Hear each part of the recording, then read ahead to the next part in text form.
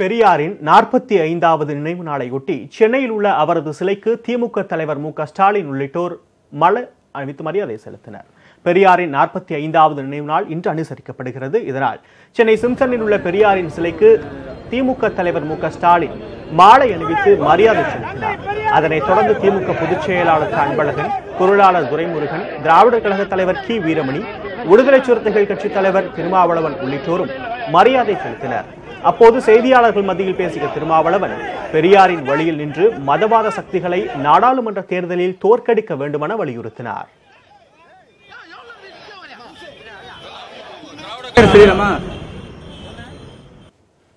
வருகிற நாடாளுமன்ற பொதுத் தேர்தலில் சனாதன சக்திகள் ஆட்சி அதிகாரத்திற்கு வரவிடாமல் தடுக்க வேண்டியது ஜனநாயக சக்திகளின் கடமை.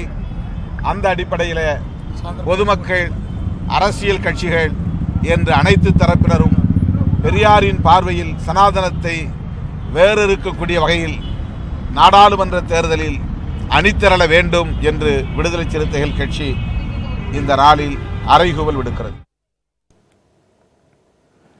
இதேபோல் பெரியார் திடலிலும் அவரது நினைவு தினம் அனுசரிக்கப்பட்டது. இதில் திராவிட கழக தலைவர் கி. வீரமணி, துணைத் தலைவர் களி பூங்குன்றன் உள்ளிட்டோரும் கலந்து கொண்டு அவரது நினைவிடத்தில் மலர் வளையம் வைத்து மரியாதை செலுத்தினர்.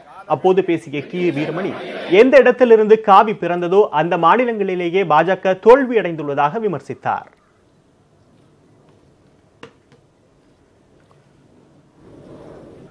தந்தை பெரியார் அவர்களை சீண்டி பார்க்கலாம், சிலைக்கு ஏதாவது தொந்தரவு கொடுக்கலாம் என்று நினைத்த காவிகள் இன்றைக்கு மிகப்பெரிய அளவிற்கு அதிர்ச்சி அடைந்து போயிருக்கிறார்கள்.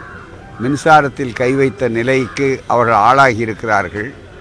எந்த இடத்திலே இருந்து காவி பிறந்ததோ, காவி ஆட்சிகளுக்கு அந்த கட்சிகளுக்கு அதிகாரமாக இருந்ததோ அந்த இந்தி பிரதேசங்களே கூட இப்போது அவர்களை வழி அனுப்ப தயாராகிவிட்டார்கள் என்பது கடந்த 5 மாநில தேர்தல்களிலே மிக தெளிவாக தெரிகிறது.